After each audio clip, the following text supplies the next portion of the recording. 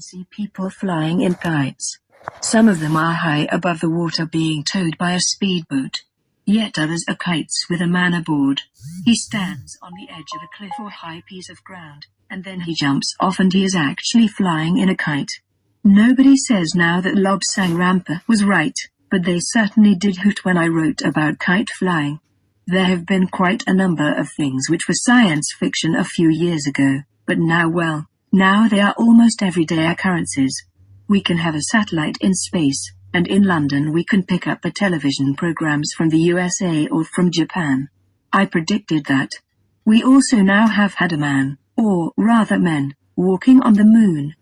All my books are true, and they are gradually being proved true. This book is not a novel. It is not science fiction.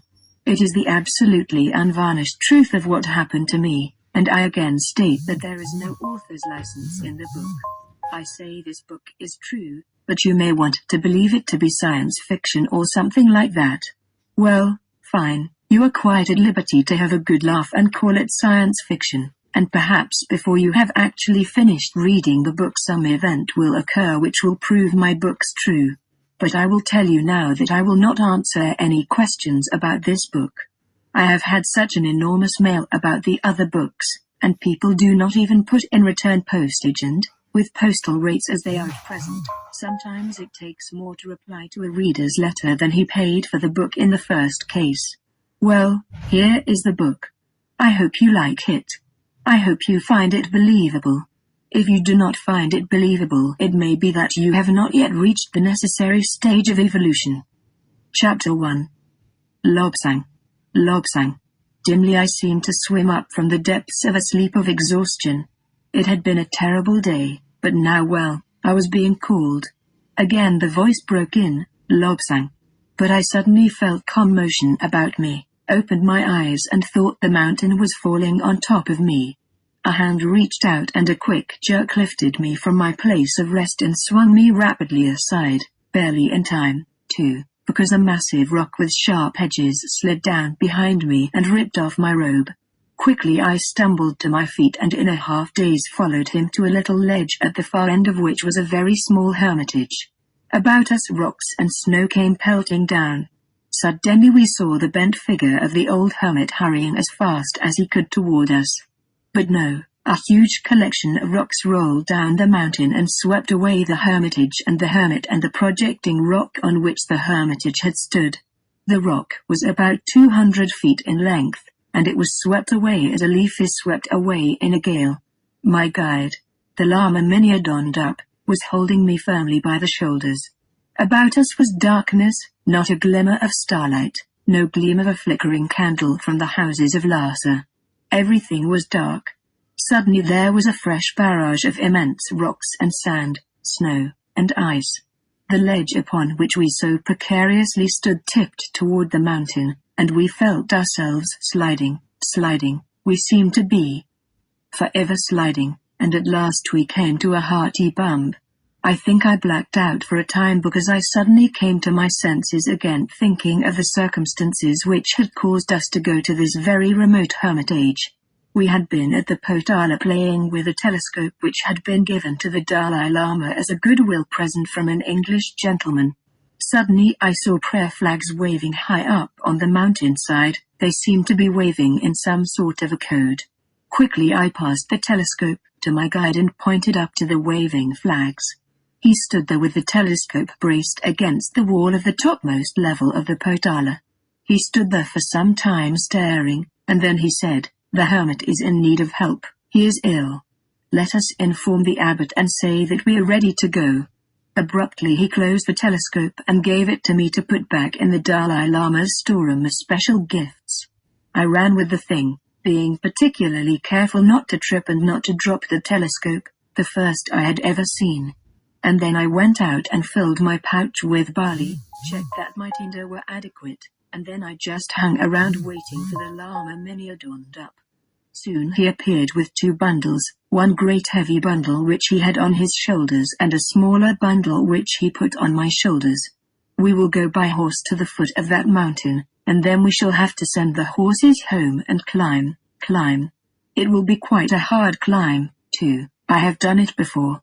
We got on our horses, and rode down the steps to where the outer ring of roads surrounds Lhasa. Soon we reached the turning-off point and, as I always did, I took a quick look toward the left to the home where I had been born. But there was no time to think about it now. We were on a mission of mercy. The horses began to labor, to pant and to snort. The climbing was too much for them, their feet kept slipping on the rocks. At last, with a sigh, the Lama Manyadon up said, "Well, Lobsang, the horses finish here. From now on we depend upon our own weary feet." We got off the horses and the Lama patted them and told them to return home. They turned about and trotted back along the path with renewed life at the thought of going home instead of having to climb further. We rearranged our bundles and checked over our heavy sticks. Any crack or flaw which had developed could prove fatal, so we checked them, and checked the other things we were carrying. We had our flint and our tinder, we had our food supply, and so at last without a backward look we started climbing up the hard mountain rock. It seemed to be made of glass, it was so hard and so slippery. We put our fingers and our toes in any little crevice and gradually, barking our shins and scraping our hands, we made our way up to a ledge. Here we stopped for a time to regain our breath and our strength. A little stream came from a crevice in the rock, so we had a drink, and then we made some tsampa. It was not very savory, it had to be made with cold water. There was no room on the ledge for fire making. But with our tsampa and a drink we felt refreshed again and discussed which way we should climb. The surface was smooth, and it seemed impossible that anyone could ever climb up that face, but we set to as had others before us. Gradually we inched upwards. Gradually the tiny speck which had been visible to us became larger and larger until we could see individual rocks which formed the hermitage. The hermitage was perched on the very end of the rocky spur which stood out from the side of the mountain. We climbed up under it, and then with immense effort we reached the side of the spur, where we sat for several moments gasping for breath, because here we were high above the plain of Lhasa and the air was rarefied and bitterly cold. At last we felt able to stand again, and we made our way much more easily this time until we reached the entrance of the hermitage. The old hermit came to the door.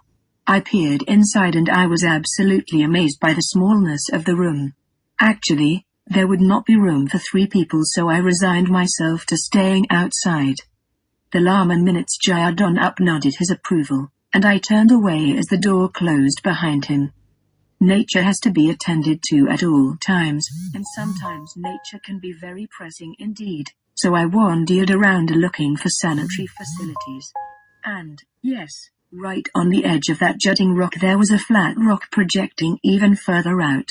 It had a convenient hole in it which I could see had been man-made or man-enlarged. As I crouched down over that hole I could find a solution to something that had been puzzling me. On our way up we had passed a peculiar-looking heap and what seemed to be yellowish shards of ice. Some of them looked like yellowish ice rods. Now I was sure that those very puzzling mounds were evidence that men had lived in the hermitage for some time, and I gleefully added my own contribution. That taken care of, I wandered around and found the rock to be excessively slippery. But I walked along the path and came to what was obviously a moving rock. It was in the form of a ledge, and I wondered without any real interest why there should be a ledge of rock in that particular position. Being inquisitive, I examined the rock with more than usual care, and I found my interest mounting because clearly it was man-made, and yet how could it be man-made? It was in such a strange position. So I just gave a desultory kick to the rock, forgetting that I was barefooted, so I nursed my injured toes for a few moments and then turned away from the ledge to examine the opposite side, the side up which we had climbed. It was absolutely amazing and almost unbelievable to think that we had climbed up that sheer face. It looked like a sheet of polished rock as I gazed down, and I felt definitely queasy at the thought of climbing down. I reached down to feel for my tinder box and flint, and jerked to full awareness of my immediate situation. Here I was somewhere inside a mountain without a stitch of clothing, without the vital barley and bowl and tinder and flint. I must have muttered some un-Buddhist-like exclamation because I heard a whisper, Lobsang, Lobsang, are you all